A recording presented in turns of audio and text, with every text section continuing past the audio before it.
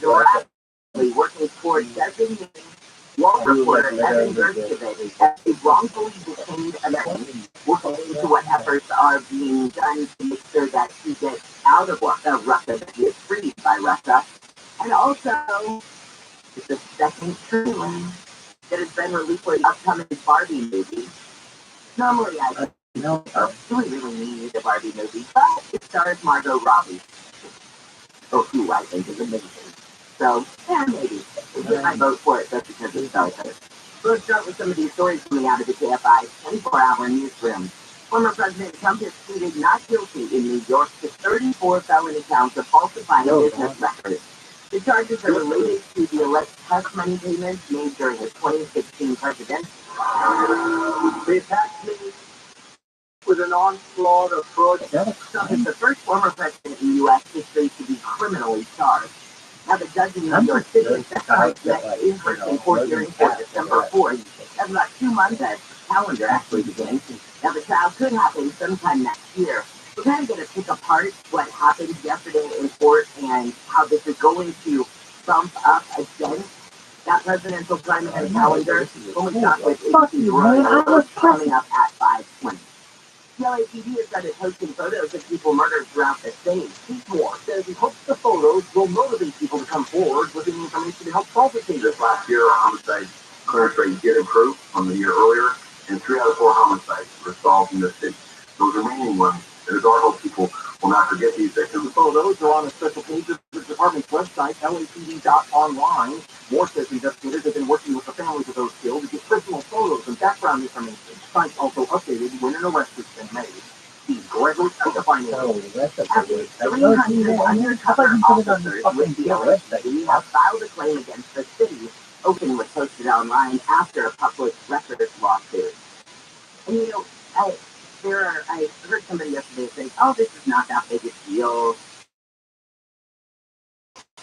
If you're those 300 undercover cops, if you know a police officer, or if you've ever had they have a page, but they never post a family. I have a friend who's a police officer. What's going on? What's downside of the 105 in town? This is going right now, and starting at the Boulevard, go back into the stuff. Watch for amber flashing lights. Oh, I like so we have work zone in Houston Development Park on 5. That's going to be a little close from Tech Road. The next 2 rivals directions is a 20-minute ride between Long Beach and LAX. So you'll find the setting up city disaster in 40 5:06 on your wake-up call here in Savage. Good morning to you. What efforts are the Biden administration making, or is the Biden administration making, to get that Wall Street Journal reporter Evan Gershkovich out of Russia? Yeah, so right now the administration is working towards designating Evan Gershkovich as a wrongfully detained American. So the two officials hearing is not a hearing whether classification is appropriate plays out. It could play out for a bit of time. It's just compared the case to the Department's Office of the Special Envoy for Hostage Affairs. It doesn't mean they work any more hard, less hard, they're working hard on it. But it's essentially a different designation of how they classify the detention over there. An official advised the final decision has not been formally made, but the announcement could come at any time. Now, importantly, yesterday, the Wall Street Journal sent us Gershkovich's lawyers, who were provided him by the company, by Dow Jones, were able to meet with him in person immediately after his arrest. They say that he is in good health. He's grateful for the outpouring of support from around the world. So that's a good thing. But the administration, White House, is very concerned. Embassy officials have not yet been able to see him. Every time a U.S. citizen is arrested abroad, they want to pursue what's called consular access, where officials from the embassy can go and visit a detainee never living. The White House has said that the Russians are very difficult for now, for embassy officials in Moscow to do this, and this is something that they're worried about. So they're trying to make sure that can happen. They're working diligently to make sure to get consular access and investigate. Okay, so Russia claims that the spy, right? They think that somehow he was I don't know, what would be supposed to be some meeting in Tensions or something like that, where it would be, let's put the focus back on this guy, and this just shows that the West is trying to infiltrate us again. Yeah, so he was on a reporting track.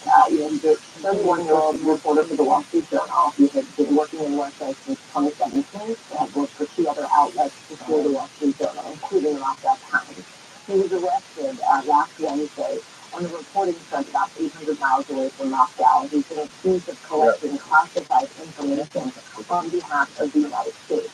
The Wall Street Journal has vehemently denied the charges. He has pleaded not guilty in a closed court hearing where his lawyer and the media were not allowed in. Currently being held in a place where the former KGB prison, known for holding high-profile prisoners. And, most experts who follow cases like this say that they're probably taking him as a hostage because of tensions with the United States. And so looking to use him as a bargaining chip right now. All right, Karen, thank you so much for the update. It's the timing of it that all seems so suspect. He's been over there since 2017. Why all of a sudden do the Russian authorities go, hey, you know what, we're pretty sure this guy's a spy. What? There's no coincidence that we just happen to be upset with the U.S. right now.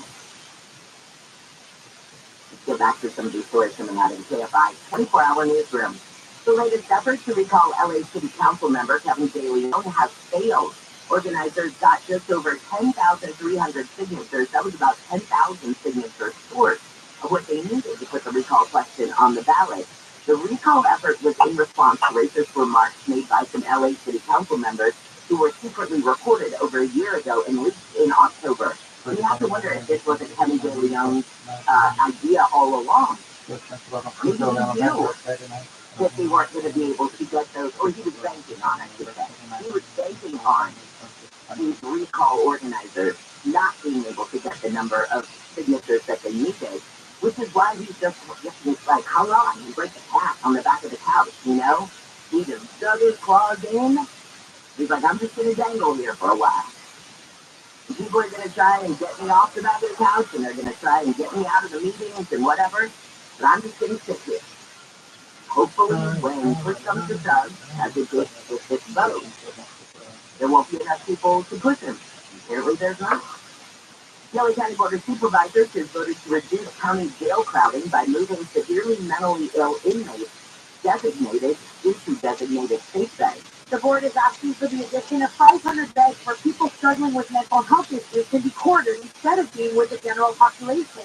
Board member Hilda Solis says the move must be done carefully with public safety a priority. The safety of those in the community and the safety of those who we are welcoming back to our community. Republican Supervisor Catherine Barger says the frustration is that they cost diversion, but we don't have beds to divert to. The motion passed yesterday 5-0. Chris Adler, KFI News. The Long Beach School District has agreed to pay $13 million to the family of a woman fatally shot by a campus security officer.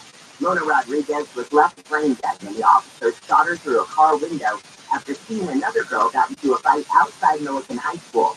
Attorney Michael Carrillo says the woman's family says the money will not bring Mona Rodriguez back. Now, it will help Mona's child for his upbringing, for his growing up, for his adult life, thankfully. The school district's policy on use of force says an officer cannot shoot into a moving vehicle or shoot at a fleeing person. The family's attorney says the district did not give much pushback when the lawsuit was filed. And the police officers who stopped the school shooting suspect in Nashville, Tennessee, have described what it was like going door to door looking for the shooter. When we went through the door, the shots continued. From my training experience, I knew those sounds to be rifles. We came upon a key intersection. We didn't know if the shooter was to the left or the right. Smoke was everywhere. It's similar to the training we received. That was Detective Sergeant and an officer who all say they'll never forget that day last week. 6 people were killed in the shooting, including 3 9-year-olds. And we have more on what they have to say coming up at 5:33 with NBC Jim Ryan. You know what? I want to hear from these guys. They are true heroes. And I want to hear what they have to say. And I feel like this is a state, if they want to stay up there and talk for, a day, good. They deserve it. let's give them that respect in that time because, man, they ran right toward those gun shops. All right, when we come back, what exactly did former President Trump get charged with yesterday? What might his team be able to get him out of? What things might he get stuck on? We're going to get into that with ABC's legal analyst, Royal Oaks, in just a few minutes. So let's get back to the drive with Sword and Trump checking out that drive this time on 405. Trump out of the 405 in Sherman Oaks there is another work show to be aware of. They have the transition of the 101 shutdown. That'll be in place until 6 a.m. I'm taking a ride leaving Kelowna on the westbound side of 91. Always seeing some slowing starting at the 15. It will stay slow off and on until the 6041. So if I understand, we'll get you this faster. It's going to Attention Southern California, Semper Solaris is ready to install your solar now and complete your paperwork in time for MEN2. They have teams working around the clock 7 days a week and have processed over 35,000 applications and counting. No one works harder than Semper does with esprit de corps and honor.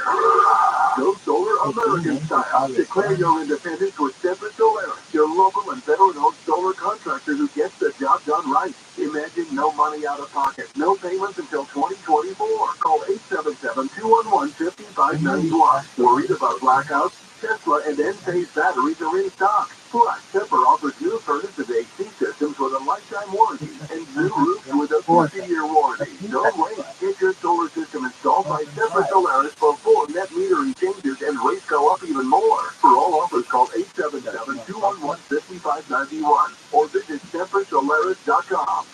By 4 call 2023.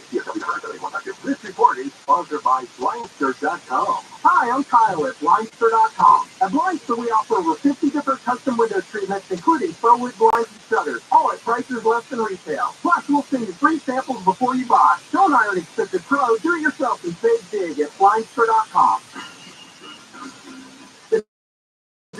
Here's what's trending. I heard what's that. Presented by the Play Forward Foundation. The Lakers need to jab their overtime thriller and clinch them a spot in the play-in, but they can still take a top 6 seed in the West. According to Forbes, Clippers owner Steve Ballmer is the second richest team owner in the world. Rams owner Stan Kroenke ranked 14th. The Dodgers beat the Rockies. The Angels were blown out by the Mariners. And round one of the Masters tees off tomorrow morning in Augusta. Elevate and equip elite young athletes through NIL branding to support their development and secure their future. Learn more at thisfoundation.org. Looking forward, Kirby talks for years about cutting dental. Southern California's premier dental practice. They're pioneers of the all-on-4 tooth-in-a-day procedure. Plus, they can handle all your dental needs, from bridges to braces, filling, cleaning, root canals to cosmetic dentistry, and more. If you're scared of the dentist like I was, don't worry. Cutting Dental can put you in a dental twilight sleep or full anesthesia. I've been going for over 20 years. Call now for free exam and x-rays, 888-640-SMILE, 888-640-SMILE. Prescription supply. If you own a small business, you got the COVID, and you were able to obtain 5 more employees, you could be eligible for a payroll tax refund of up to $26,000 per employee. Do the math on that one. That's real money. So let's suggest refunds.com. You answer a few questions in under 10 minutes, and you'll see if your business qualifies for this tax refund. There's no charge up front. They don't get paid until your business gets paid. And businesses of all types can qualify, including those at the PPP and nonprofits, even if you had increased digital sales during COVID. They are experts in the student loan payroll tax refund program, and they already returned over $3 billion to grants. Go ahead, getrefunds.com, getrefunds.com.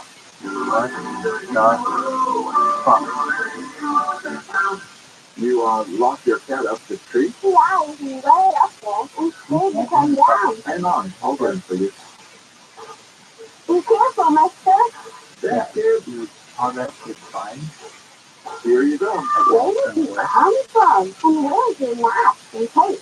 What? Oh, no, your mom and dad called us to clean out your shower drain. Wow. They were up a tree, too.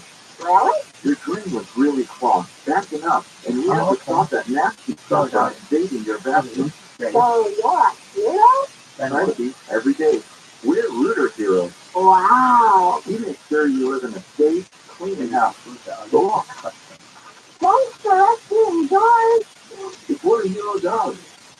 If you know how to plug in, call Zero Zero Plumbing and Air. Go online at ViralRabbi.com.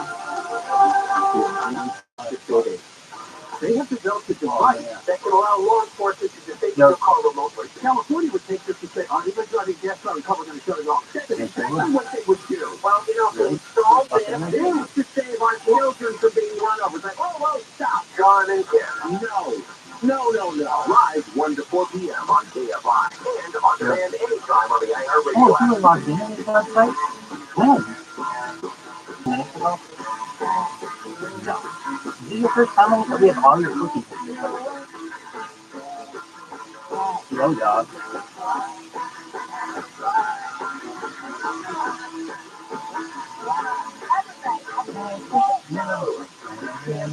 Remember when you tried to play that song? Welcome to a Wednesday. I'm Jennifer Maybe I Jones. should play it. Some of the stories No, started posting photos of murder throughout the city. New York is 34 felony counts of falsifying business records. What exactly does that mean? Let's pick apart these charges with ABC legal analyst Royal Oak. Royal, it's been a while. Welcome back to the show. How are you? I remember. You too. So tell me about these charges. What exactly are they? Explain how this could add up to a felony or couldn't. Sure, the DA's theory is essentially two parts. Number one, Donald Trump falsified business records. How did he do that? Well, Yeah, it was really nice. he decided to pay Stormy Daniels $130,000 right before the election in 2016. But he didn't want to just write her a check. He said to his lawyer and just said, hey, Michael Cohen, you pay her and I'll reimburse you. So that's what happened. But on the books of the Trump company, it was legal fees to Michael Cohen. Well, it really wasn't legal fees. It was a reimbursement to Michael for paying off Stormy Daniels. That's one. There's more. It's kicked up to a felony if he did that to commit a second crime. Now the mystery is, what is your second crime? We've got a little information. The DA's press conference showed a 50-10. Well, the second crime could be an election law violation. Federal law? Well, state prosecutors may not be able to do that. Or could it be a state election law in New York? Well, that would be superseded by federal. So you've got an ace up his sleeve. Possibly, it's a state tax law that Cohen violated. Because when Cohen got $150,000 for Trump, and he reported it to the taxing authority, hey, I made $130,000, I'm going to pay taxes on that. That was a lie. He didn't earn $130,000. He simply got reimbursed for what he paid to Trump. That's in a large nutshell. He's looking at 4 years in prison, assuming the judge does 34 counts multiplied by 4. Going back to what you just said, that sounds like a Michael Cohen problem more than it does a President Trump problem. You're right, and he's done his time. He was convicted of his time, and the judge let him out because it was a pandemic, and it was very dangerous to be behind bars with COVID and so on. So now, Michael Cohen is going to be testifying against Trump, and he's going to be trying to climb inside Trump's brain and explain that, yes, the DA is right. Trump did intend to falsify records. Trump did intend to break another law by concealing the payment to Stormy Daniels. So that's really going to be the essence of the case against Trump. So there won't be much in writing, I think, because Trump famously doesn't do paperwork. But there's another witness, David Pecker, who was CEO of the company owning National Enquirer. He can also say, yeah, Donald and I worked for a long time, but I have to say, Michael Cohen's right. Donald Trump knew all about this scheme. It was a catch and kill scheme. The scheme will pay the women, and then we won't run the story. So those are the two star witnesses against Donald Trump. Okay, so if you're the prosecutor, a little better about hanging your hat on Pecker versus on Michael Cohen, because Michael Cohen, I mean, it's going to be, people are going to feel like, well, he's got an axe to grind. Of course he wants to go after Trump. He already took it on the chin anyway. So it would almost feel like he would put his testimony out anyway. Yeah, I think you're right. There's a problem with Cohen is that he's got so much baggage, he's really weighed down. Because he is a disgruntled employee who did hard time, and and in part what he really wants to do is see Donald Trump behind bars just like he had to do. He used to say, I'd take a bullet for Donald Trump. So you're right. I think David Pecker is going to be a very important supplement to the DA's case. It was very weird, Jennifer, to me that they didn't have the next hearing until December. It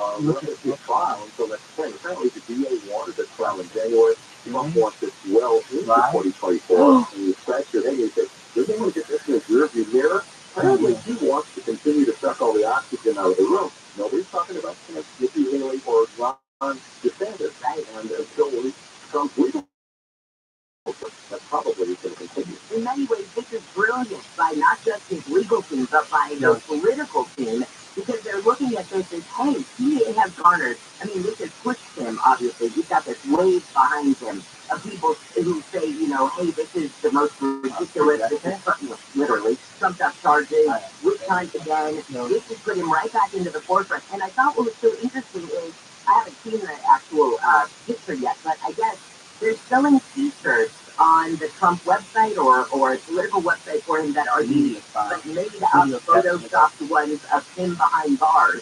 And the reason I'm bringing that into the conversation is because they're making money off of this, they're getting headlines off of this, and this keeps him right at the top of the news cycle. Yeah, exactly right. It's a fake mugshot. They deviated from the rules yesterday. They did not force him to have a mugshot. I mean, they figured, having a picture of Donald Trump. But the interesting thing about what you say is, whereas it is a positive in the short term for Donald Trump, it may be a devastating negative in the long term. A survey recently said 57% of Americans think somebody under indictment really shouldn't be running for president. Well, what about if you're under indictment for two things? What if there's a trial coming up?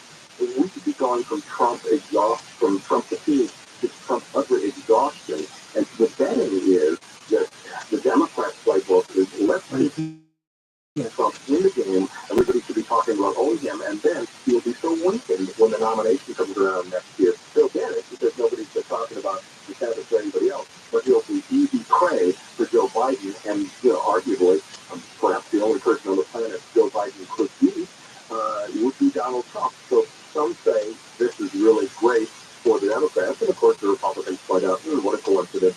The DA in New York is a Soros-funded Democrat. The judge is a Democrat. And the Republicans answer with a question, I wonder, if Bernie Sanders did what Donald Trump did, would Albuquerque be prosecuting him? But Greg's answer is, look, I looked at this for a long time, and no matter above the law, we are going to go after Donald Trump because we honestly think it's the right thing to do. Can I have you put on two hats? One prosecution and one defense.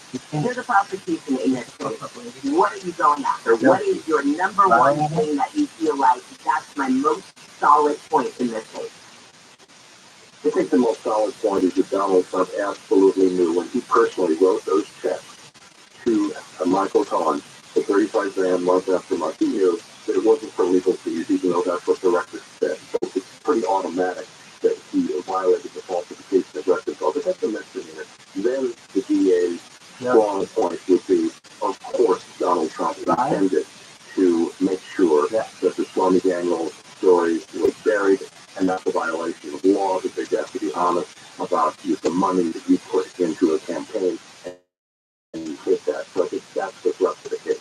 Okay, what about now if you're the defense team? What do you go after? I think they try to stress the fact that Donald Trump is kind of above it all in terms of general ledger entries,